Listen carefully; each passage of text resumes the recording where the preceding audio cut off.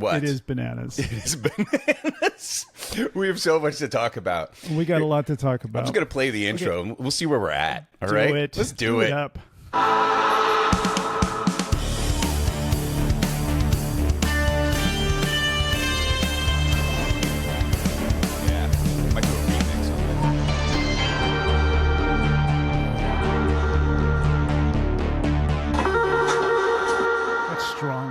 That's super strong. Holy cow. Here we are. Friends, Romans, international country people, lend me your ears. Welcome to Homicide Life on Repeat, the show where we rewatch, recap, and relive. As painful as it can be sometimes, arguably one of the greatest and most influential television shows of all time, Homicide, Life on the Street. My name is Reed Diamond. I play Detective Mike Kellerman, and I am joined by my partner, my work wife, I really feel at this point, Detective Tim Bayless, Kyle Secor. That's right, Reed. And, you know, you are now back on the East Coast. I'm back on the East Coast. I had 4 hours in the City of Angels, Los Angeles. The third of that time was spent visiting my partner, my new partner, my buddy, and I think my work wife, Kyle Secor, in your gorgeous home, seeing your gorgeous actual wife. And how about that? I know, and we felt the love. She exists. Of course. No, was there a question? We've now gone back, step back into the fanfiction, fanfic, our relationship, as you recall. I didn't know. So in the fan fiction, did Kellerman and Bayless have a relationship? Yeah, we got together. Okay, so this is great. So this is a perfect place to start. Welcome to episode 105, A Shot in the Dark, everybody. Someone wrote me something, the fanfic dreams have come alive. Right. Okay, but, dude, tell me everything. Well, I remember the first time I read it, I read maybe 1 or 2 pages, and I went, "Pah, Bayless, Kellerman, never." And I just set it aside. And I set it aside. But it really was about us getting together as a couple, having some very strong sexual tension between us. Yes. Yeah, oh my baby. gosh. Oh, well, this is what, because fan fiction. So you found it on one of the H-Lot. Well, someone sent it on to me, wow. And then I ended up doing my thing, which is doing a deep dive into what the hell fan fiction was, because I didn't know at the time. And so I remember the LA Weekly came out with a great article on it, and I just read this article and went, oh my God, this is people take the characters that they love and they put them in these other alternate situations, alternate universe. I had no idea that we got hooked up on this fan fiction, because it's always romantic / sexual. When we were on set, I'd never even thought about Kellerman and Bayless. Right. Yeah, ever. Did it get really foul? Fairly quickly, and so that's when I just kind of, tapped out. It's funny because some of our super fans who we have asking questions, Tom Feaster, who's asked 2 questions 2 weeks in a row, and some other people, they're all comic book illustrators. Some of them comic book writers, and some are comic book, I shouldn't say comic book, graphic novel. They're graphic novel artists. Yeah. Jesus. Maybe we should get them, we should get a hold of some of this fan fiction and have them do the accompaniment of art that might go with it, the graphic novel version. I love that kind of. A lot of it might have to be redacted. Because I don't say like my work wife. It's not hyperbolic. I mean, you and I, since we started this thing, out of an idea that you came up with, we talk every single day. We text all the time. We're constantly. The first text on my phone every morning is you, and we're constantly going back and forth. We see each other all the time. Okay, well, so that's why when I opened the door and saw your face, saw you standing there on my front porch, it was so bizarre, and I said something like, "This is just so bizarre," and you said, "No, it's not." And I went, "Oh, right." He has his own experience of it. Right. Thinking back on it, it feels like it was about 14 years, because I recall the last time I saw you. I think that you had your daughter. You were holding her. Oh my God, I think for sure. It was somewhere around 1 or 2. Because we'd see each other in the neighborhood coming from Trader Joe's or, right? I remember the last time I ran into you, and it was before I moved up north to the central coast of California. And so that's 14 years is the math. Central coast of California. Starring Reed Diamond. Yeah, the Central Coast. That'll be our spin-off. Because we are like an old married couple. Like, it's not sexual, but it is, it's an intense relationship. Says you. Well, not yet. But we got some really good hugs in. People like seeing us hugs. Because that's the whole thing that I love about us doing this is the amount of ridiculous synchronicity that goes into this, the amount of kismet coincidence that we find, the fact that we fulfilled some people's fantasies that I didn't even know existed. It's great. Because we're just men who hug. Yeah, we're just men who hug. We're men who hug. Men who hug. And you were very kind because I don't know if people know, but Kyle Secor are you 7'9"? How tall are you? Short of 7'9", 7'8". Just short of 7'9". Yeah, a lot of people say 7'9". And I'm tall for an average man, but next to you, you were so kind to sort of like maybe do a little Groucho and bend your knees. I wouldn't consider anything about you average. Anything. Thank you. It was very exciting to see each other in person and to confess to the world. We just launched officially. The first 2 episodes are now out. The second episode went out yesterday, and a week before our first episode went out. Because like a real TV show, we had to get a few in the can so that we don't catch up to ourselves. And you wonderful listeners and viewers are left without any quality entertainment. We've got an exciting one today. We have a great guest coming up, Chris Haston, the still photographer for NBC. He was one of the first people I met because my first day on the Homicide set was the stills day, was the gallery day. That was a quick introduction to that this wasn't the kinder, gentler set. I saw behavior from people that would surprise many of you in the audience, and I'm going to let Chris tell his own stories because he's got a plethora, and he predates me on this show. I saw behavior from adults that I was quite surprised. We were like a bunch of like dumb punk teenage. I think dumb punk might be selling it a little an upgrade. Yeah, upgrade. It felt like you guys were the hardened prisoners, and I had just come into the cell block. You had to punch the toughest guy in the face right away, or just tell them that they're your favorite Bond villain, and then you're set for life. I gotta confess, I didn't sleep great last night, and I don't sleep the nights before we record because I feel this very august responsibility in what we're doing here. I'm sure you feel this way. There's something about it's not casual because there's something so sacred about this show. We want to get it right. This show had a profound effect on all of us to this day. I mean, that's why you and I are here, right? Yeah. Going back and watching the episodes. Yeah. How fortunate are we that we have either your DVDs or Peacock right there. So oh my God. Like I watched this episode 3 times during the week and then remember the stuff that was going on and knowing what its place was in the first season. It made it far more meaningful to me and far deeper and richer. Those are the words, deeper and richer. That's what I thought when I watched this episode. I love that you said those words because we have to remember this is the 4th episode that aired. This is the 4th episode of this startling and unconventional television show, and it aired February 24th, 1993. This is only the 4th episode, and Jorge Zamacona, who wrote the teleplay, it is the richest, deepest tapestry. There's so many moments interwoven throughout this gorgeous episode. I mean, I feel like he hit a home run with this sucker. It's an abundance of riches. It's a spoil of riches. Right. There's so much in it. Like any one of these special moments, Bolander and Munch talking in the car, or just having that scene between Beau Felton and Frank, where are you an Antarctican American? I got to say Roseanne Arnold. Sure. Just having one of those scenes in a regular television show might have been something that they called, one of the greatest scenes in TV.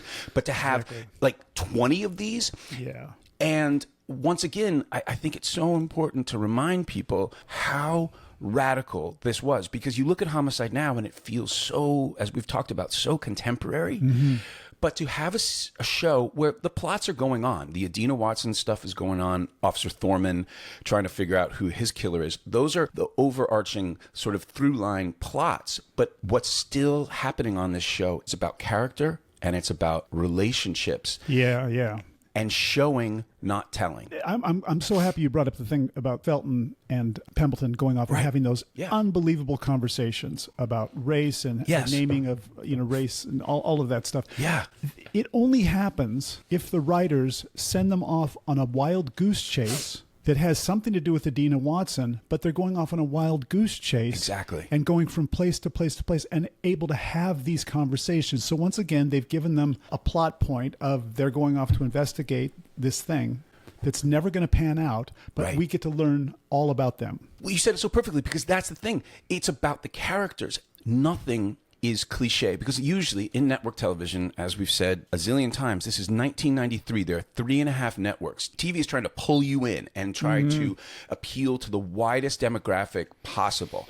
It is not trying to be challenging. It is not trying to make you think. It's just trying to hand it to you on a silver platter. And as we've discussed often on many sort of conventional network shows, it could be a radio play. Everything's spelled out. You know who the good guys are. You know who the bad guys are. You know that the good guys are going to get the bad guy by the end of the show, that they're going to survive. There are no shades of gray. Felton and Pembleton are having very real conversations about race. And normally on a television show of that period, if we're going to have conversations about race, it's going to be a very special episode. Welcome to a very special episode.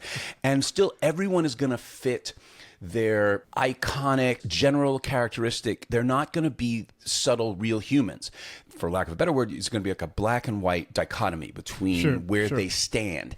The moral layers and the questions will not be confusing. The lines will be clear cut. I don't like fascism, and that's just how I stand, right? It's going to be, but to have a conversation of like, turn right on Fremont. And he's like, Fremont? It's MLK. And Jorge, he came ready to play. Like, it's his first script. Which blows my mind. There's so much meat. I wrote down lists and lists of quotable lines from this thing, but it feels like real dialogue. I'm glad I was able to watch this 3 times because at first blush, this episode went by me. It just went by me. It was like, okay, great. Went back, watched it again, and then the depth of it started coming to the surface.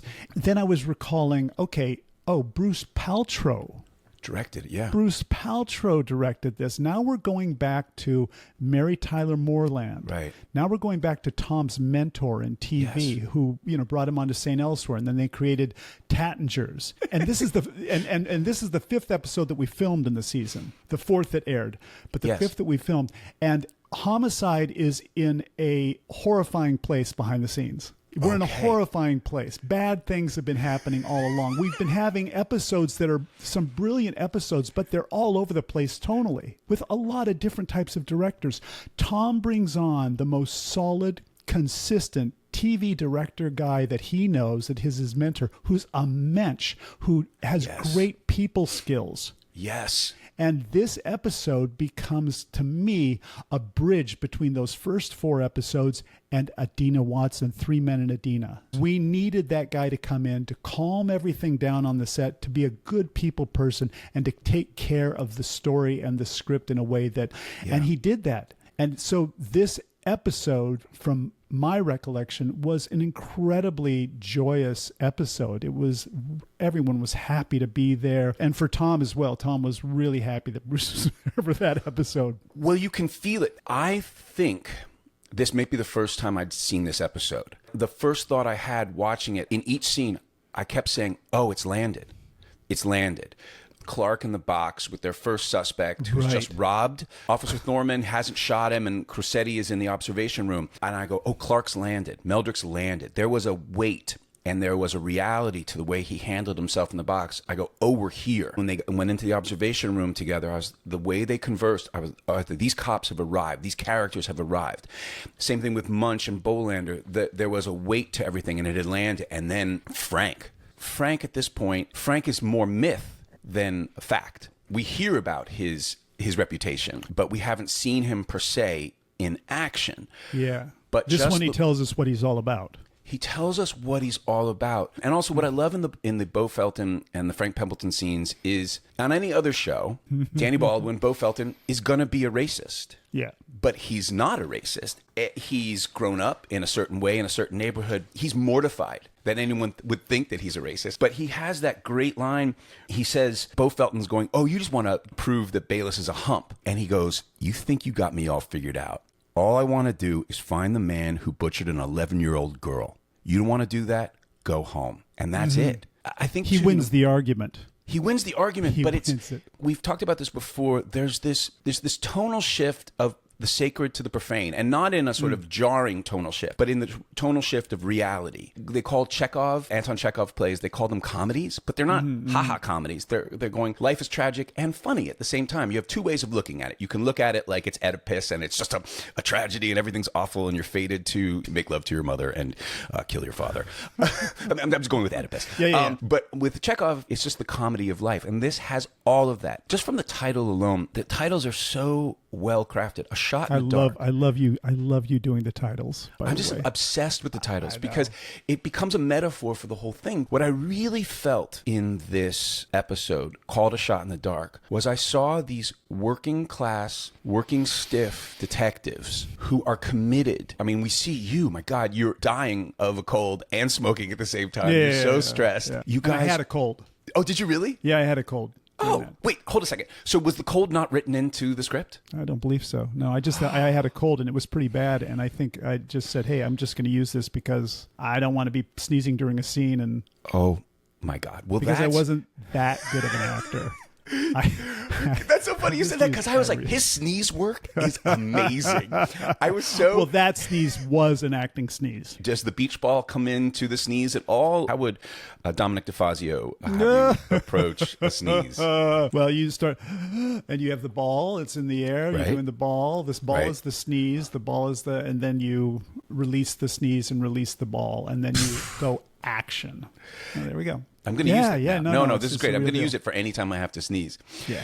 But in the Shot in the Dark aspect of this show, you see these people who are committed to speaking for the dead for very little recompense, for no credit, and being frustrated at every turn. And also, you've got these two cases that don't seem like they're going to be able to close it. You're not going to be able to find who killed this butchered this 11-year-old girl. And Polito is so just, his heart is just ripped open to have justice for Thorman, for Officer Thorman, his protege, and potentially blinding him a bit. Blinding him because it's a shot in the dark. Yeah, it's a shot in the dark, and also, he wants to put someone away. Yes, and that's a great point, that he is willing to just get a name on the board to close that chapter, and that's a brilliant moment with Clark and John, where Meldrick says, are you trying to convince me or are you trying to convince yourself? It felt like real police work because we go back and forth between these very intense scenes where you've come from Andre saying, I'm here to find who butchered an 11-year-old girl, and then you're going to go right to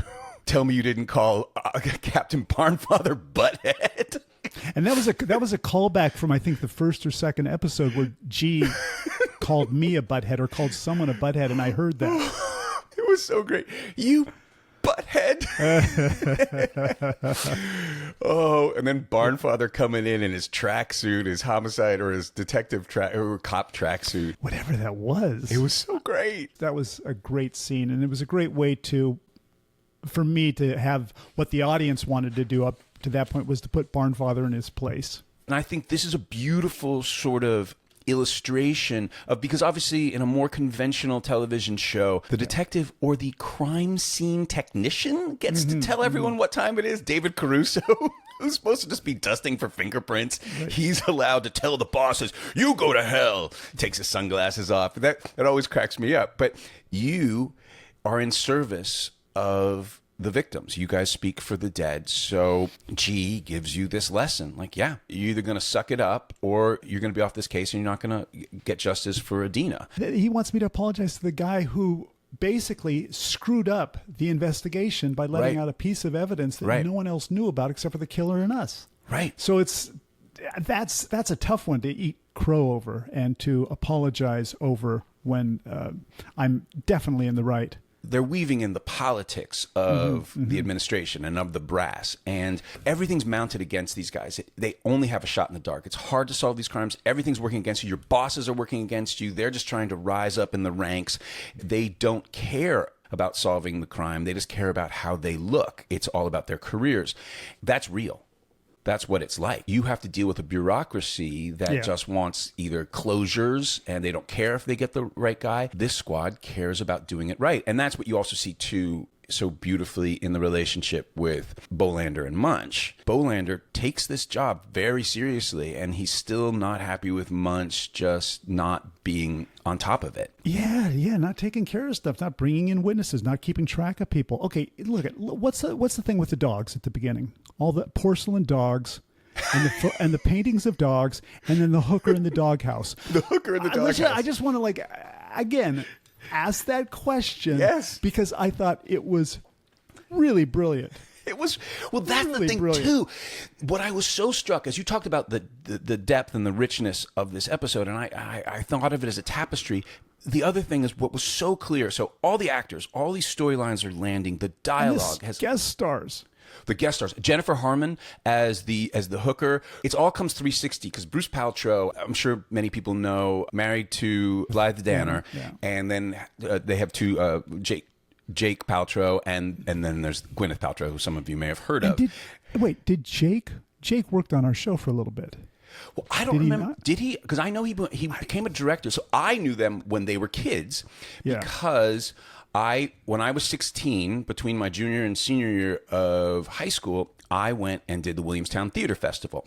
And so Blythe Danner was a fixture there, so was Jennifer Harmon, and the Paltrows were all there. So I remember, I don't know if I babysat Jake and Gwyneth, but I think I did at some point because they were around, and it was and Tom Fontana obviously has a long history of Williamstown Theater Festival, and an amazing up in Williamstown, Mass. Which is how he met Bruce Paltrow. Oh, he met him at Williamstown. Yeah, through Blythe. Yeah, see, that makes such sense. Yeah. Because there's such a connection to the theater and to that theater. And I know that Tom goes back often and does one-man shows or does shows at Williamstown. And Williamstown was amazing. Have you ever been up there? Never. So I was in between my junior and senior year of high school, and I knew I was going to be an actor. My mother, she was like, well, because she had aspired to be an actor. She goes, if you want to be an actor, you got to prove to me that you want to be an actor. So you got to go do your mother actress. Well, she's like, you got to prove to me. She's like, you got to go do summer stock. She says, you should go to Williamstown. So I applied to Williamstown, and they had the apprentice program, which basically means you pay to work for them all summer. But it was the most mind-blowing, incredible experience of my life. What Chekhov were they doing there? Austin Pendleton, who also appeared on our show, one of the best Chekhovs I've ever seen. He did Uncle Vanya, my favorite Chekhov play. Oh my God. He played Vanya. It was brilliant. And it was a crazy summer, right? So everyone was up there. Kevin Spacey was up there. Okay. He thought I was the most interesting 16-year-old ever. No, and and I thought, wow, I'm very interesting. A lot of great actors up there, but we'll talk about that more. But it was the Paltrows, and I just remember Gwyneth and Jake being the cute kids hanging out backstage, and Blythe was so nice. But that connection to the theater and those actors and those relationships are so important. You brought up Tattingers. Yeah. And I know this is really in the weeds, but I watched all those shows because I was a big Bruce Paltrow fan, and St. Elsewhere was huge for me because I really thought, and I talked to Tom about this a lot, and we've talked about this on the show, but I really thought, we talked about Hill Street and then St. Elsewhere, those were, for me, the beginnings of trying to do really great dramas on television. I'd love for you to talk about what stood out most for you in this episode. The scenes with Bolander and Munch and the hooker, because she put Bolander back on his heels in every scene they were doing. And Ned is so good at reacting. When she says that she's a hooker to him while they're at the diner, I could watch that scene over and over and over again. He was one of the actors who most inspired me to become an actor. Watching him in Silver Streak or watching him even in Superman, obviously Network, anything that guy did, I go, it's just it's unimpeachable. He's able to also, as you're articulating, he's able to be vulnerable. Yeah, that's a key to him. And another great moment when Blythe comes to see him at the station and they go into the fishbowl. And he sits down on the couch with his foot underneath him. Yes. Okay. So the first time I watched that, I just clocked it and I went, interesting. Yeah. The second time I went, it's like he's sitting down at a couch on their, and he's getting comfortable in a way that sends a signal that he's in a romantic situation. The third time I watched, I went, Ned gave himself a little more height. So when he's sitting on the Interesting. bench, he's a little bit taller than her. So I think it's a combination. It's just an unconscious combination of all of those things at the same time. What a great observation, because I only watched it twice. So when I go, what a beautiful, sort of vulnerable, gorgeous, unpredictable moment. Like an unself-conscious, but also revealing something, from Michael Chekhov, a psychological gesture, as it were, by bending by taking sort of a vulnerable, almost sort of feminine seating style. Definitely. Almost childlike, too.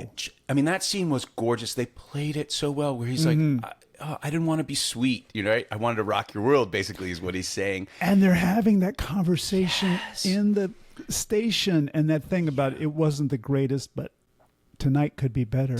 Come on. And then they go to kiss, and then he immediately realizes where he is. Yeah. And that's the thing, like, if you had one of those scenes in an episode of a television show, just that scene, you'd go like, this was a great episode. And you go, remember that scene? And it's just up there with so many other great scenes. What else stood out for you? Bolander and Munch are in the car waiting for the suspect in the killing. And they're having to talk about lovemaking with your wife after a certain point, and how the numbers start going down. And the guy comes out of nowhere. And again, it stays with that shot in the dark thing. I mean, there were 3 or 4 people that walked by them that they didn't even... Yeah. We don't know that they've seen a picture of him or anything. They haven't said, well, that matches or anything. But they just go out and take care of business. And Bolander showing up with the gun behind his butt, saying, keep your eyes on me, with the cigar in his mouth. That to me, and when they pick him up off the ground, that to me felt like cops. I love that you pinpointed that, because it's the same thing. And we're not going to impugn any cop shows, but it'd be like, get on the ground. And it'll be all this sort of aggressive macho shit. But these are guys, these are brains. He's got his little 38 behind his back. He goes, keep your eyes on me. I'm your friend. I'm your friend. Keep your eyes on me. Because they understand psychology. They know how to diffuse the situation instead of exploding it by being aggressive. That scene was a masterclass. It was a one-act play, because it's got everything that makes this show so special. So first of all, 90% of it is shot with 2 of them talking from the back seat. And it starts off with, because I know Tom made the writers live there, so they would get a Baltimore feel. And it starts with Munch going, Alice, Anna, and Ann. Alice, Anna, and Ann. Because there's those streets. There's Alice, Anna, and there's Ann. And if you live at Alice, Anna, and Ann, people are going to think you have a speech impediment. Where do you live? Alice, Anna, and Ann. That's what we can do on this show that hadn't been done before, that great art does, is it is the sacred to the profane. So they're talking about how many times you get to make love, how many times you get to do this. And then they arrest the guy, as opposed to like, here we are, we're going to get this guy, and say something hard-boiled to each other, or something sort of cliched about marriage. And they're having real conversations, and it goes on. Munch, have you ever been with a hooker? You haven't met my first wife, have you? Then no. I'm like, already, that's each line. It just gives you the sort of like the pinhole into a whole nother world. You're like, what happened with Munch's first wife? Was she a hooker? Like, all of this depth and all of these layers are woven in there, because that's not what television did. That's what great movies do. That's what great art does. That's what great theater does. Novels do. Usually everything is just very two-dimensional on TV. Good guy, bad guy. Good guy gets the bad guy. Good guy never dies. And this, you feel like real people are there, and then they're doing their job. And as we talk about, the job is what happens while life is going on. So they're living their lives, and they've got to be cops every once in a while. And by the way, when they get that guy in the box, the absurdity of that particular scene and how well it's written, and the beauty of showing just the dumb shitness of a guy shooting through his own boss. Shooting through his own boss. I pulled out my Mac 11. The guy behind him. Yes. And I wonder, because a Mac 11 pistol shooter, because you remember the Mac 11s, the square, the sort of rectangular one. Yeah. So I imagine that has to be a true story, that someone did that. Probably, right? Jorge just weaves into the gorgeous and deep and rich tapestry that you described. So many details. He just tells them. And he's not embarrassed. He's not ashamed. He's not smart. Frank says crime makes you stupid. Yeah, that was absolutely brilliant. Yeah, that was amazing. Something else that occurred to me was that scene in the bar at the end, where everyone's sitting around and they're celebrating, Lewis and Crissetti closing the case. And then it turns into karaoke night, yes. But within that, it's woven in. Am I a misogynist? Am I a racist? No, not more than any other white guy, and all this stuff. It's all the schmear of Homicide and the comedy of that, we would be remiss if we didn't bring up the karaoke singer. Yes. David Du Bois. Yes. Tell us. Who comes out to sing that karaoke song, and they get the camera right up in his face. And I go, oh, he just stole the show. Oh, it was brilliant. He just stole this brilliant show. Yeah. And David, I looked him up, and he's a longtime actor. He had been in Tin Men. He wrote a song that was a regional hit back on the East Coast called Crabs for Christmas. Reed, would I be able to just play a little snippet of it for us? Yeah, we may have to cut it out because we'll get demonetized. But yes, I'd love to hear a snippet of it. But I did send something to him to see if we could do this. Okay, great. Cool. Let me just play a little bit on my phone. Oh, if we have approval of the artist, perhaps. I wonder. We'll find out. We'll see. Yes. No copyright infringement here. In a department store north of Houston. Says Santa Claus on Christmas Eve. Oh, I want crabs for Christmas. Oh, only crabs will do. We're going to have to break this down. We'll put it up on the website. We need to have him on here. Talk about crabs for Christmas. I think so. Another thing I want to say. If I may, Reed. You can say anything you want. This is your show, brother. Is that at the end of the show, Clark says something brilliant. They're talking about the menu. Was that at the waterfront or was that at Cooper's? I think it was the Wharf Rat. Oh, the Wharf Rat.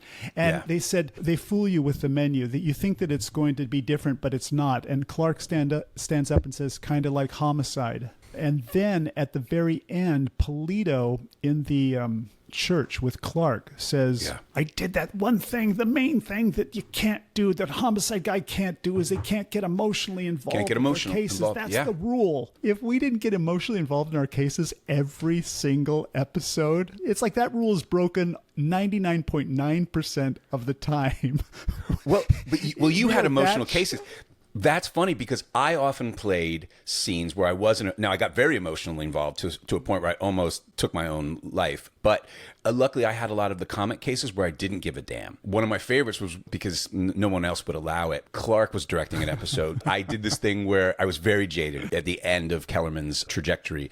And I had the crime photographer take a photo of me with the dead body where I was posing like with a thumbs up. Yeah. And they got that into the episode. It was important to balance it out. I mean, you obviously, and you play this so beautifully, right? This is huge. And I love that scene where you go into G's office and he's just like, oh, yeah. It's really powerful because you're like, I'm going to hand him my badge. You're sort of feeling sorry for yourself. I got the badge out. You got your badge out. He goes, go bang the Sandman. Go bang the Sandman. I'd never even heard of that. Once again, Jorge Zamacona just banging him out. Like, go bang the Sandman. And then if you want to bitch and moan about what a half-assed cop you are, I'll listen. Okay?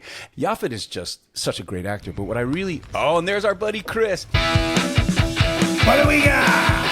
Got a guest for you. It's the car. All for you. That's right. What do we got? Got a guest for you. Who's it for? All for you.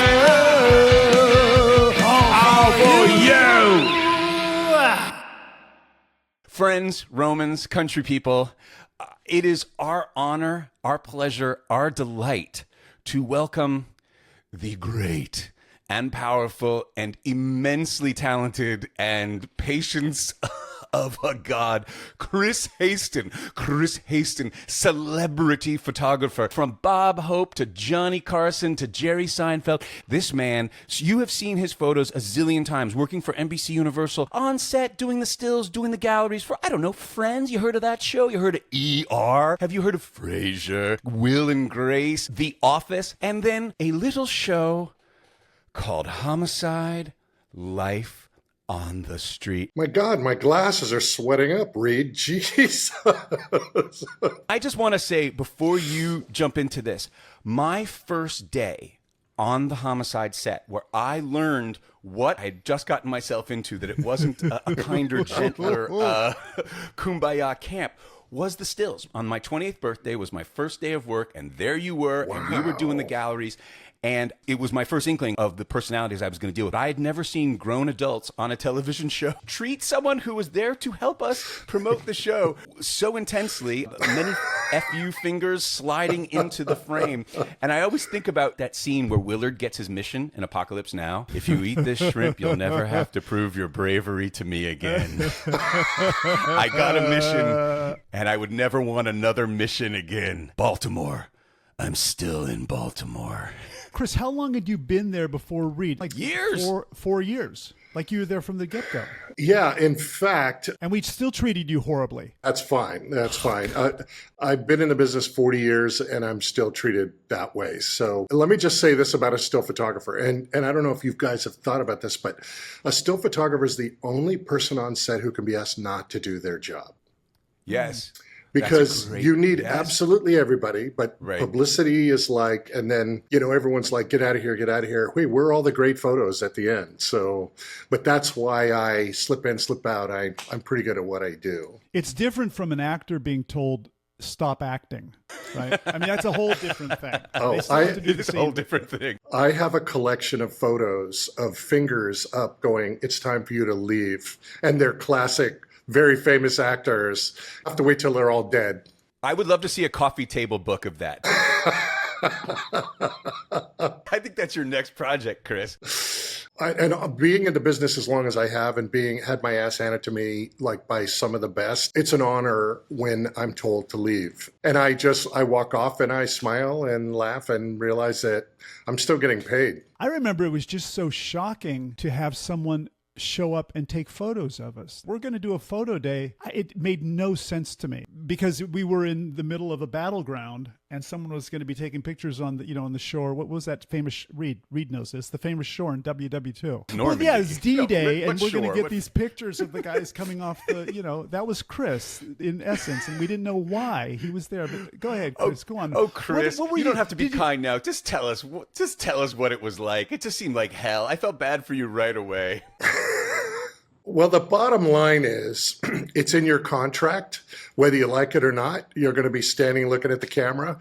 You can give me as much shit as you want because you're not going to hear it in the still frame. Because of that, I have so many tricks that I can get whatever I want out of anybody. Hold up the dog toy to get our attention. Well, I say silly little things, and I don't want to bring the party down. But let me start by saying this because I want to get it out of the way. The very first gallery I arrived, it was August 5th of 94. And okay, first of all, my old boss, Paul McGuire, he was the champion of the photography department, and we both were huge fans of the show. We show up in town. There was a producer that will remain unnamed. She was going to be our go-to person for the shoot and couldn't find her anywhere. And then somebody said, start checking the bars. So we were checking the bars, and we finally found her like face down on the bar, wiped out. And we're like, hey, we got to do this shoot tomorrow morning.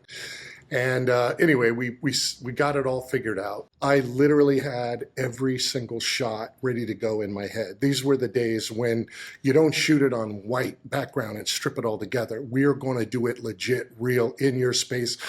You were in that beautiful, disgusting building for a reason, so we were going to use it. Anyway, I get back to my room that night, which is right up the street where everybody stayed, and I got paged by my sister saying, Mom's dead.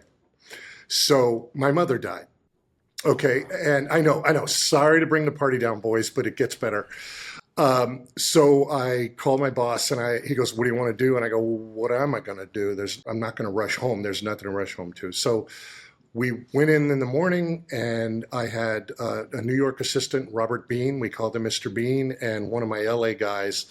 And we absolutely destroyed that photo shoot. Nobody knew but my boss and my assistant. So the cast didn't know. So yes, I was having my ass handed to me at the worst day of my life. But it was the most fulfilling, most rewarding day of my life because I chose to stay there and do it. You guys are so bummed you're having me on now to have this story. Not at all. The story is Not beautiful. Yeah. But I wasn't there. Kyle should feel bad. Right. Well, yeah, no. But I got to tell you, okay, first and foremost, I was so scared of Andre Braugher. Just seeing him on that show, he was so intense. I was so scared of him. And yet we went into that box. I understood what the entire meat and potatoes were of the show. And I sat there with a wide lens on a Hasselblad shooting Isabella in the background and Baldwin in the background. We kept them nice and warm, and then I strobed the front subject. We did rotate a lot of people through. I have one of Danny holding up it was a dead body headshot, and I was whispering things to him, stuff I shouldn't have known about, the cast and all that. And I was whispering shit to him. And at one point he punched the table and the ashtray flips up.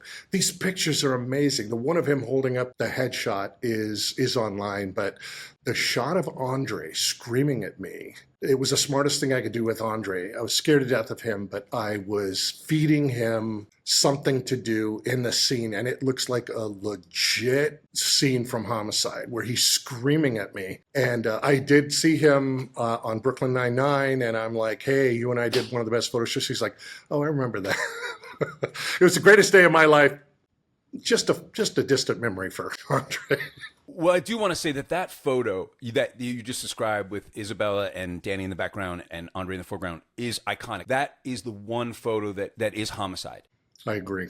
I thought that captured the whole essence of the show. What kind of things were you feeding him to get him upset? I was just, Kyle's a better actor than you.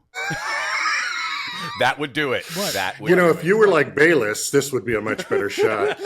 I would just say intimidating stuff. It was stupid stuff. I'll be honest. I've done it my whole career, and most of the time I won't remember what it was. And lately, last few years have been brought up to me, to my attention, like, you're being inappropriate. That means you're brave. You're brave. Well, that's got me what I needed, right? Yeah. It shows. And I would just say stuff like, you think you're a tough guy? I'm tougher than you are. I would just say stuff like that. I mean, I wanted him to act, and the worst thing you can say to an actor when you need photos is act for me.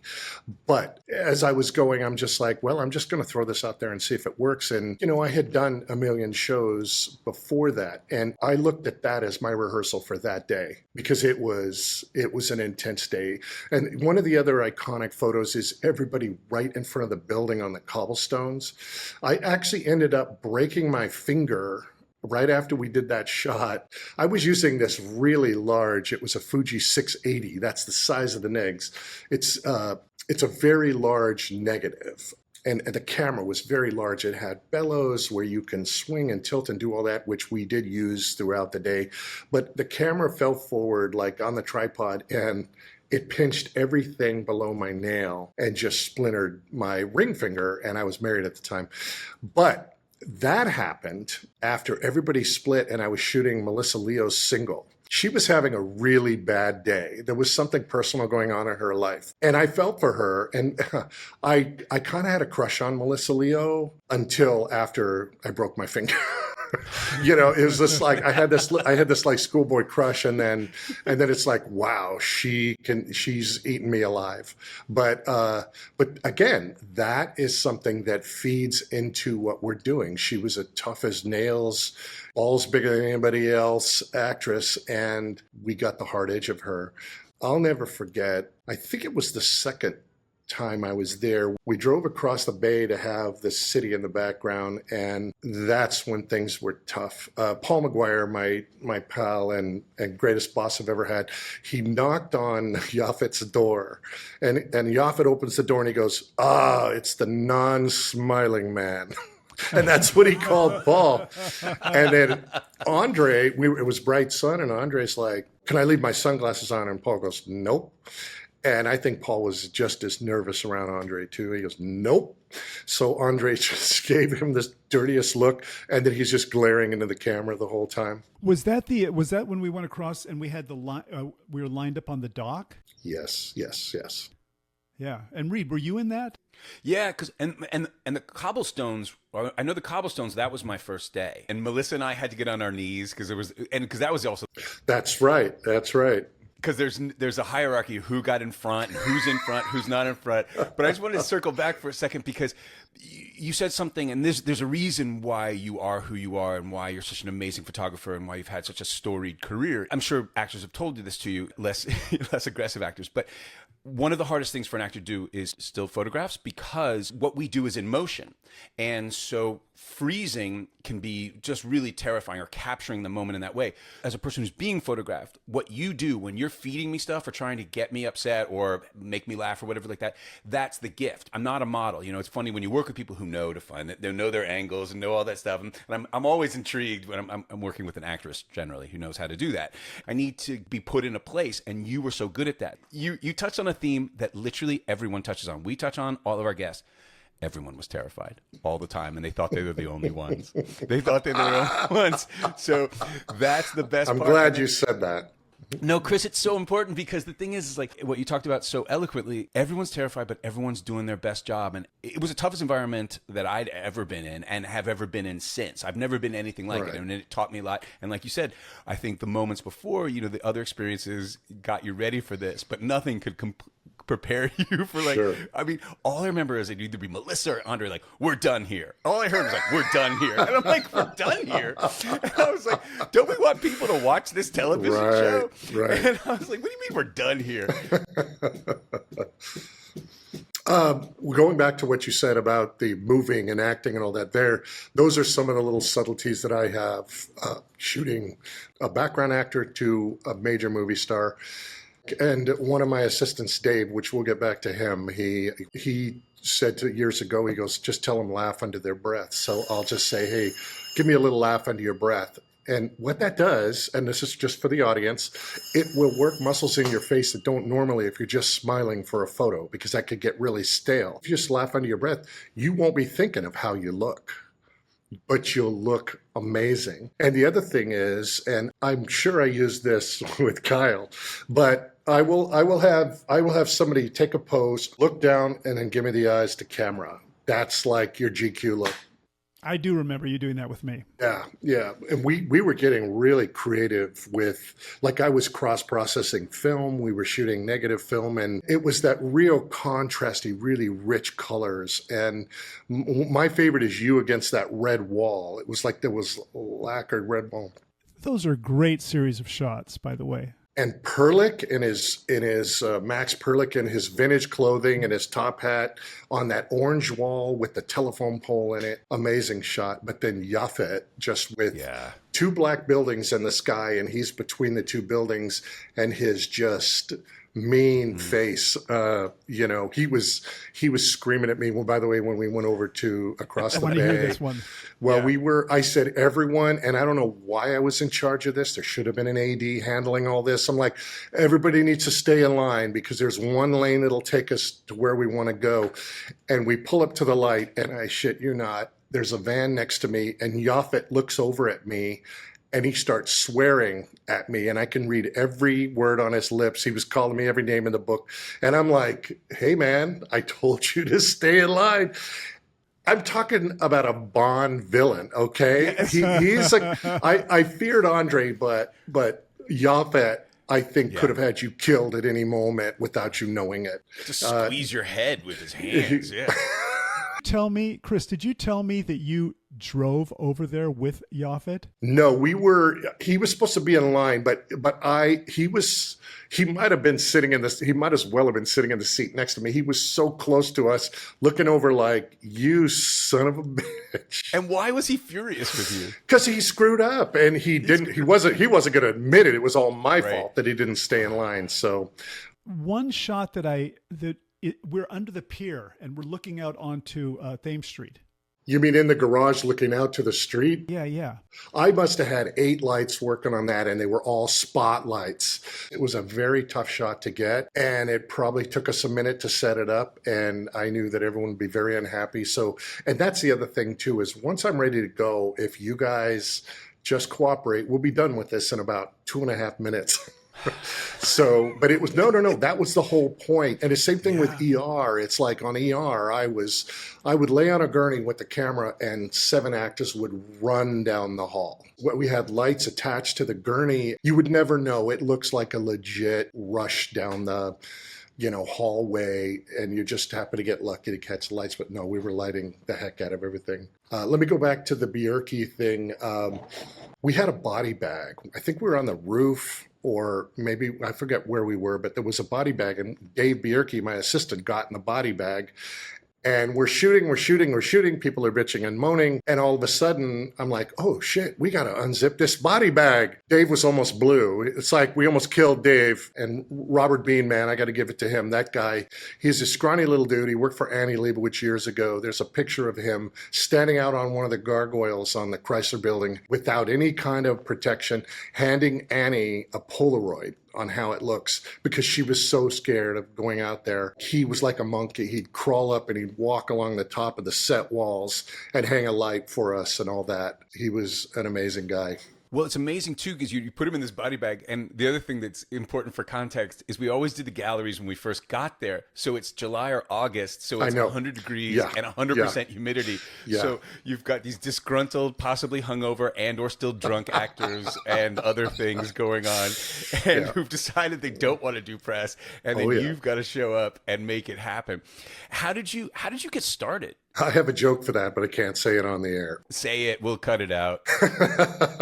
No, I met a guy. I went to junior college to figure out what art school I wanted to go to. And then I started working for them as a photographer. And then I met a guy who shot auto racing, did the Baja 1000 and all those desert races. I talked them into hiring me. I went in there. I ended up building them the greatest crew they ever had out of kids out of school. No, none of us graduated. We just went right into shooting. We were a wrecking crew that could not be matched, and we were the best agency for all these major manufacturers. And right when that started, I met a guy at NBC. I was there for the Billy Crystal pilot, the very first time he ever did "You Look Marvelous." And I'm in the audience with which was to be my wife, now my ex-wife. And she goes, "Oh, I know that guy." And it was a friend of her parents.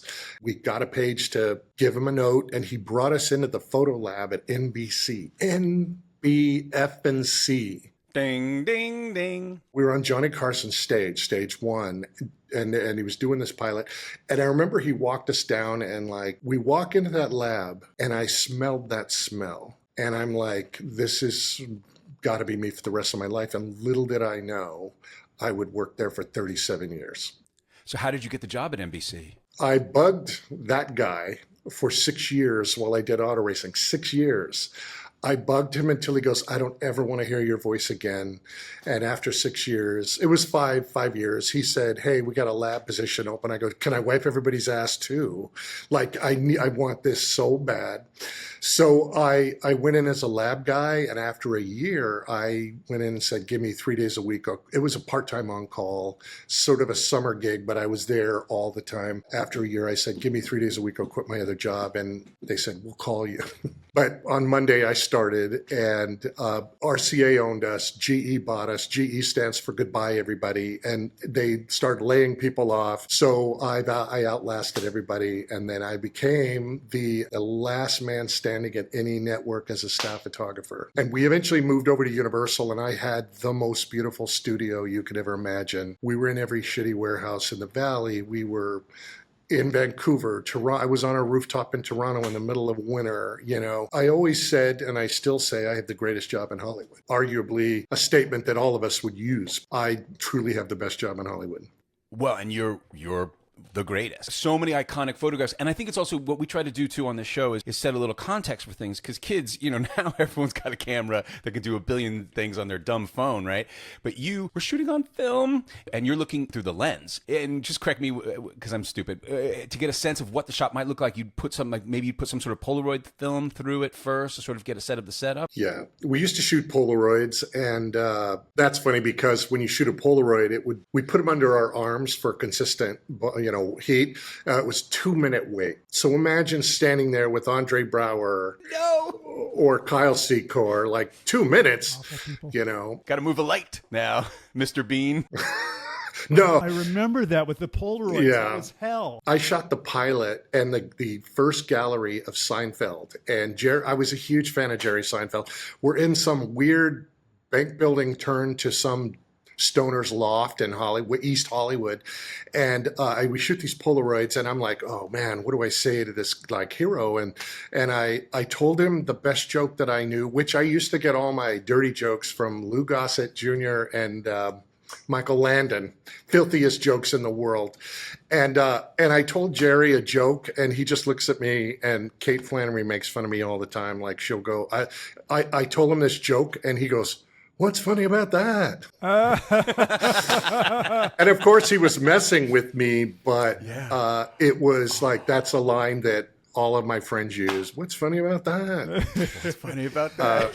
Yeah, but we were waiting for those to peel those Polaroids. But I'll be honest with you, a lot of actors couldn't wait for us to peel that Polaroid. They were just excited to see what I was seeing. And then now it's all done. You know, you shoot and some dude on a computer 20 feet away is showing everybody. Let me tell you about this one thing. Bop Gun, the Robin Williams episode. The Office and Breaking Bad and Mad Men, we were all in the same award season. I know we're not talking about Homicide here, but right now, but anyway, we got to know all of the Breaking Bad people, which was unbelievable at the time. And I became friends with Vince Gilligan. I'm professional friends. First of all, he loves the show Emergency, and that is why I wanted to be in the business, because they filmed that on my street when I was a little kid, and I saw the shiny boards and big cameras. Randolph Mantooth. Yeah. So, and then I got to meet those guys at an NBC thing, and I got to tell them my story. I'm such a nerd when it comes to Vince Gilligan and his girlfriend were huge fans of Homicide. They drove, I think it was 3 or 4 hours to come in and be extras in the courtroom for that scene in Bop Gun. Vince Gilligan was in the audience for Bop Gun courtroom scene. He was an extra. Where did he drive in from? Where was he? Virginia's not that far, but it was something like that. That's incredible. Dude, you're on episode 5 because we knew you'd have all the dirt. It's just an abundance of riches, just like this episode. No, I just want to go back for 1 second because you hit on Emergency, which was my favorite television show as a kid. And so where was that station house? Oh, the station house is off the 405 in Carson, looking at the refineries. That's why when they pull out, you see nothing but refinery. The hospital was Harbor General in Torrance, and it was on Carson Street, and I lived on the street behind there, middle class, a lot of single mothers and a bunch of kids, and all of us kids would go across the street when they were filming, and like Julie London and Bobby Troop would come over and go, "What are you guys doing?" And I'll never forget my treat as a child was chili cheese Fritos and orange or grape crush. They buy us these and bring them out to us. And here I am years later talking to Randolph Mantooth and Kevin Tighe going, "You guys, you're the reason I'm in the business." And you saw Julie London up close? Even as a 7-year-old kid, man, I kind of felt funny down there in my stomach. Oh my God! Yeah, I was unabashedly in love with her at 6 or 7. Well, and then you hear her sing, and then you're like, "Oh, that's What was the first camera you had? The same one everybody has. It's a Minolta T101, most manual. Like the only thing it's good for now is keeping your car from rolling down a hill. Self-taught photographer, and school taught me what it was like to make a print. That's all it really did. And then I took it all from there. It's all been experimental in a studio all night long. 3 Musketeers and a Mountain Dew. It was all self-taught. It was, I'm very proud of that. Chris, are you like actors? We don't have regular days, right? Reed, we don't have regular days. We take moments out of our days and we put like parentheses around them and go, remember this, remember this. As a photographer, are you looking at things and going snap, snap, snap in your mind? I don't do that deliberately, but yeah, man. If I sat down and started writing, I am the luckiest son of a bitch I know, and I know it. And before I came to do any gallery work, I was sent in and I had no idea what was happening, what I was doing. It was the day after you guys shot the scene where Bolander, Munch, they all got shot. The City That Bleeds. And I'm sent in town to recreate that photo of them at the doorway. I mean, most of them, first of all, didn't want to be there in the first place, but then they're getting shot. So it was like a very miserable thing.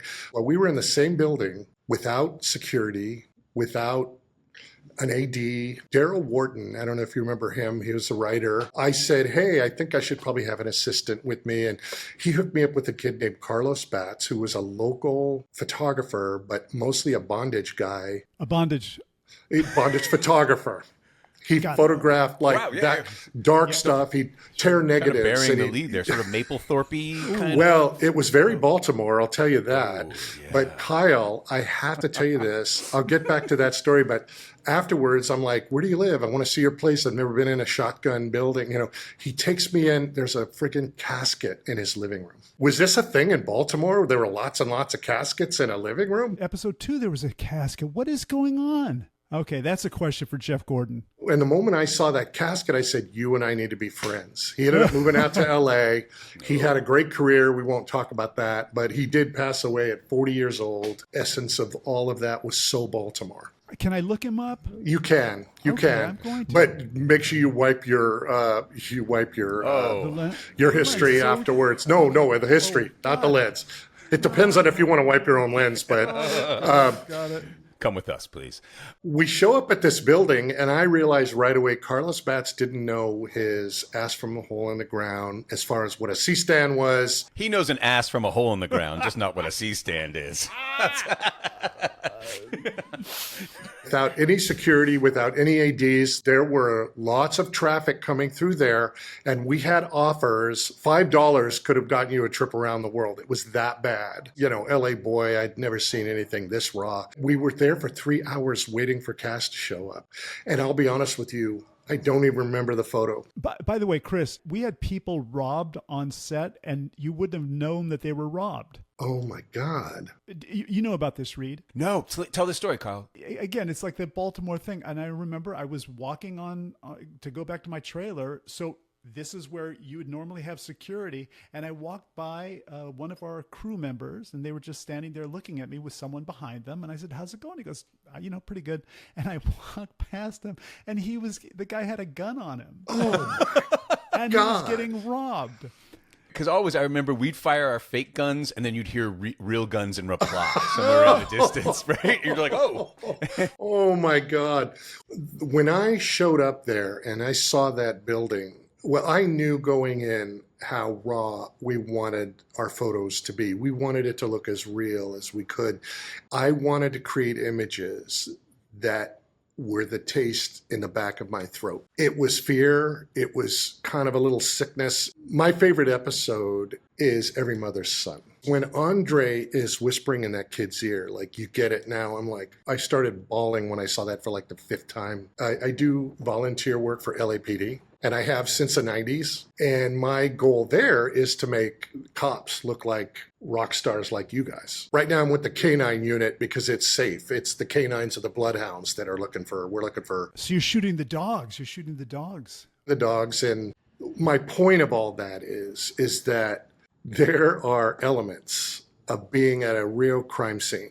You guys created it on Homicide. Your art department, your directors, unbelievable. And that is the smell. You get everything but the smell. And that's where that taste in the back of my throat comes from, is that smell of gunpowder. And sometimes you smell other stuff, taste in the back of my throat. That's if there's a quote from me, right. It's that, because when I go into a show, and especially your show, I felt like that was one of the greatest days of my career when I came to Homicide. And I'm not bullshitting you. I'm not blowing smoke up your ass, but it was truly like, this is the element. I'm going to create this element. I'm going to make you guys look as hot and studly as possible. You did it. I mean, look, it's such a perfect thing, because also there was so many things going on in your life on that particular day. And almost like you couldn't take any of those elements away. And Reed and I have talked about this a lot for Homicide. You take away some of those elements, and all of a sudden that is a different shot. That is a different show. No matter how bad it is or how whatever it is, You take them away, it's a completely different thing. Our whole thing is how the sausage got made, and because we were star employees of the sausage factory. And the thing is, it needed that chaos, or at least they thought so, and that was an element of the show. And then also Baltimore, because it's so interesting that you brought up Emergency, because everything was shot in L.A. So I grew up in New York City, but I knew when I landed in California, I knew what everything looked like because I'd seen it on every television show. And then we've got this location that had never been on television. Real buildings, we're in real locations, and that texture that you, with your artist eye, immediately go, I want to capture that. Now, you had to have that taste in the back of your throat for Homicide. So when you're shooting Friends, what are you looking for? Are you looking for just like a cotton candy in your underwear? What's going on there?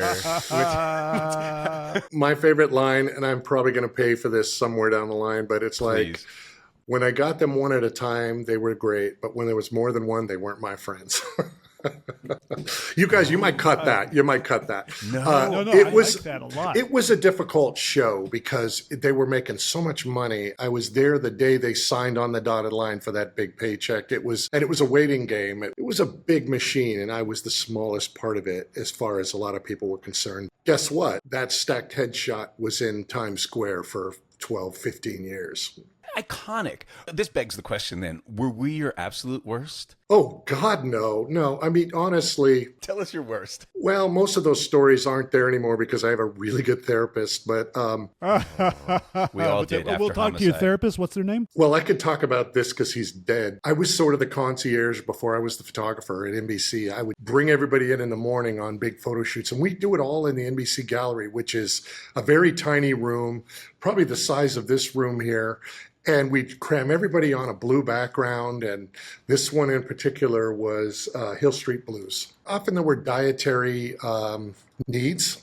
And Cocaine. I wish it would have been a much funner photo shoot. But there was a request from an actor who was probably number one on the call sheet: skinless, boneless, boiled chicken, with a pinch of salt and rosemary, boiled in, not overly done, not underly done, blah, blah, blah. And I found a microbiotic chef in the Valley, which I got really good at finding the specialty weirdo stuff.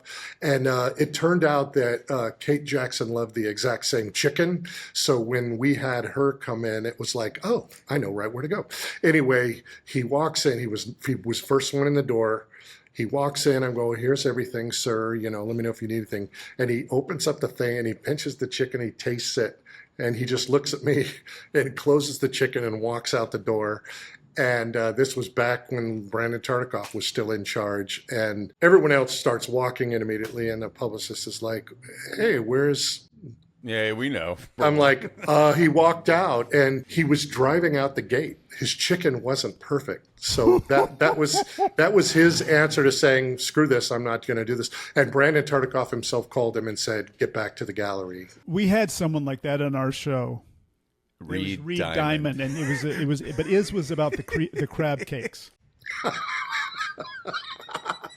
Chris, just give. I want you to just rate Reed and I in terms of our what were we like on this?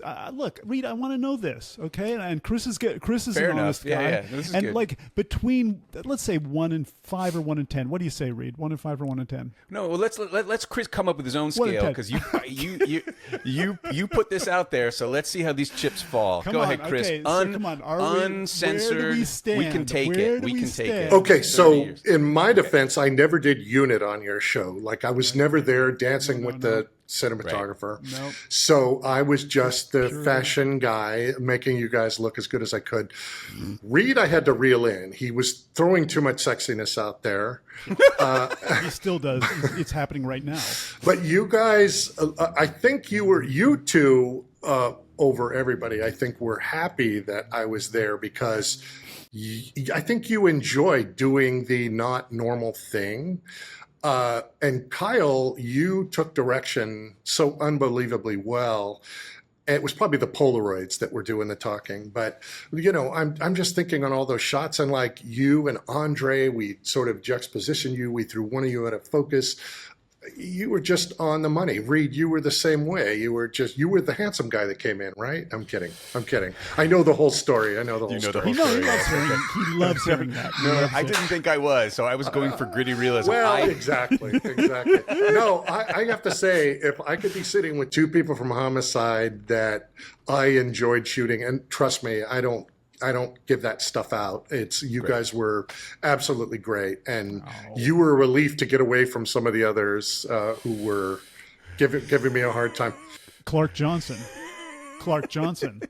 At the end of that shoot, the day my mom died, I was supposed to go on to New York and do Cosby, whoever that guy is, and Law and Order. We were going to do a bunch. We were going to do like 3 or 4 shoots in New York. The publicist was from New York. My friend McGuire he told her, and she freaked out. Like they were literally walking me down the long ramp to get in a cab, and they threw my bag in my lap.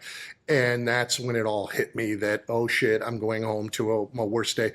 And I remember looking, for some reason, straight out of a rom-com movie. I looked back over my shoulder, and Clark is running out in the middle of the street. Like, what the fuck? You know, I want to say something to him. There was a beautiful arrangement. I'm sure you guys contributed a beautiful arrangement at my mother's funeral from the cast of Homicide, and I think it was Clark that did that. But no, I absolutely love Clark. He's a wise guy, and honestly, if you're not giving me shit, I can't give it back to you at a photo shoot. So remember that. This is great. Well, it feels like we got a tie there, Kyle. Chris was very diplomatic in that. Yeah. Okay. Yeah, sorry. I wish I could be more brutal. You don't deserve it. I mean, this is what's so exciting because we're talking about, the bad old days, and you've had such an incredible, long, and just glorious career, and you've gone through different eras and generations, and we were very lucky. We started in this very analog world, and you, I think, have had an unprecedented access to so many worlds and so many shows, and you needed to start with race cars because yeah, no kidding. Actors, right? Calm things down and shoot actors for a living. I started shooting pro rally, which is a huge sport in Europe, but it came to the United States for a little while. That became my forte. I broke away from the rest of the crew and did this like solo. A rally is sundown to sunup, and I'm driving throughout the night. But we're on a press stage that they do during the day, and some guy yells across to me, he goes, "Hey man, you ever consider shooting people?" And I go, "Oh, no way, man." I go, "People are the worst. They'll get up and walk out on you. And who do I go shoot right after this? Actors." Of course. Actors. Just children. And I remember too, they would leave you unsupervised. Like the producers would all be gone. There'd be no adults in the room. They wanted no part of that mayhem. Because the other thing too is, as kids may not know, you didn't know if you had it until you got into the dark room, right? True. Exactly. Well, so you're just... I knew I had it. I mean, that's where I was by the time I got to you guys. As a genius, you have it, but it's a little different. I mean, that's a whole nother skill. You just have to hope that it's in there, and you've captured that moment, and you've gotten that magic, and you felt it happen. But I just remember, I was just like, if we could just all hold it together for one shot, we could be done. Well, yeah. I have the skill it takes to handle 9, 12 people. Yeah. And nobody realizes it, but if everyone shuts up and looks this way, we will be done in a minute and a half, 2 rolls of film. Going back to what I was saying about laugh under your breath, look this way, blah, blah, blah. My magic potion to shoot an entire cast is, and this gives you guys something to do. I said, I want everybody to look down, find your character, and show that character on your face. I did that with you guys across the bay, and look at that picture. It's the cover of the DVDs, or I've seen that picture a million times. The pictures are amazing. And I mean, the good news we had, because we were in a drama, we didn't have to look happy. That's true. I guess we had to fight over who could cross their arms and who couldn't cross their arms, right? Because there's only a few poses you're allowed to do. Hands on the hips. Of the crotch. And getting you guys to stop flipping the bird with your hand in your pocket, or... Yeah, it's a classic actor thing. Yeah. Bird one is the one that cracked me up, because even the very talented thespian Andre Braugher was one to try to sneak... Everyone would just try to sneak the bird into the shot. And I felt like that was half your job, and half your assistant's job was just seeing which actor was flipping the bird secretively in the shot. My favorite thing is looking at everyone thinking, you thought of this.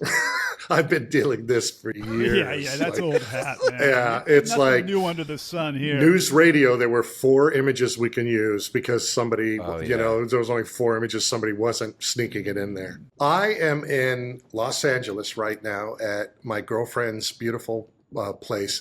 It is a very who your girlfriend is Kate Flannery. She was Meredith, talented Kate Flannery. Meredith from The Office. I like to call her the slutty drunk from The Office. Yes, but she is in this beautiful building that is shot in all the time. They shot Being John Malkovich. It was Mad Men. Oh. They shoot the molding and stuff. It was Mad Men's New York. It's a New York looking building. But I am not joking. 1 floor down and across the hallway, one of your directors lives in this building, Tim Hunter. Who directed The City That Bleeds? Tim. I love Tim. Yeah. And I can't wait to tell him, hey, I just did this podcast with these 2 amazing dudes. Do. So this comes full circle because the last time I worked with Tim Hunter was on a little show. And so Canada? This is in Canada. So it had been a long time because I never had an experience like I had on Homicide. I was just a young, eager guy. And then I was like, I got thrust into the deep end. And then I learned sort of subsequently afterwards, oh, no, it doesn't have to be chaos and everyone hating each other. And we can all get along and make a good show. A few years ago, a decade ago at least, I was on a show where suddenly I had full PTSD, full deja vu. This is my first day on set. We are not there for half the day. And this actor, who was also on Homicide, says, everyone in my trailer at lunch. And so we're all in the trailer. And it was the first time I'd ever felt like, oh, I'm back in this world, but now I'm not that guy. And I know I can't compete. Everyone in my trailer at lunch. First day, we're half a day. These assholes don't know what they're doing. And I didn't come here to make friends. Because I thought, maybe, I had mellowed. I had certainly learned a lot, but I was like, oh, some things never change. Wow. But Tim Hunter was there. Poor Tim Hunter. Maybe we can kill the director. Maybe we can kill the director. Because the only person who suffered more on this show than Chris, the brilliant still photographer, were many of our directors. And well, again, a guest on the show. Yes. A guest on the show. They'd come to lunch the week before they start, while they were doing their prep, and they would sort of always pick me out in the lunchroom because I seemed like the kinder, gentler, and they would approach me and like, Reed, what do you think I should do on the first day? And I think I've told the story, but I would say, okay, when you get on set, and if it's this actor and this actor, just ask them where they want to be. Don't say cross from here, enter from here. Cut to, we start on Monday morning. There's me and those 2 actors. And they're like, I want you to come in from here. I want you to come in from here. And bam, bam, hear doors slam in a row. And they're in their trailers for the next 3 hours. I'm out of here. I'm out of here. Oh, my God. Chris. Thank you, Chris. And I'm honored that you guys are sitting here wanting to hear what I have to say. Yeah. Oh, we want more. Been a pleasure. Oh my God! We're coming to your house to look at all of your photos. It's been a delight. Showing up. Hey, before you go, Soul Stealer. That's your handle. Oh, Soul Stealer. Some people are like, oh, that's so dark. I'm like, think about it. I'm a soul stealer. Well, because that's people thought, Native Americans thought, that you'd steal their soul. Yeah. And do you think you steal some souls? Have you stolen any souls? Oh, yeah. Some people have stolen my soul, to be honest, in this career. Got it, baby. Oh, my gosh. Well, Chris, this was beyond an honor and a pleasure. You are absolute delight, and you can come back anytime. But we want to have you on right from the get-go because, like I said, there's nothing more memorable for me than the galleries, and what a shit show! Thank you. Like I said, some of the greatest days of my career, and I'm the luckiest guy, and I don't take that shit lightly. No, as do I this opportunity. So thank you. No, it's our pleasure. We're so honored that you came and did it and told us your beautiful stories. And I hope we're having a cocktail somewhere in the valley sometime soon. Yeah, right. And please give Kate all of our love. Absolutely. Yeah. I think she's texted me like 6 times, wondering how it's going. It's like, come on, actress, back down. I'm doing my thing. You guys are an absolute dream for wanting to hear it all. It's great to see you both. Great to see you, buddy. All right. Now ask me to leave. Get the fuck out of here. Listen. Oh, my God. All right, you guys. Thank you. Chris. What do we got? Got a guest for you. It's a car. All for you. That's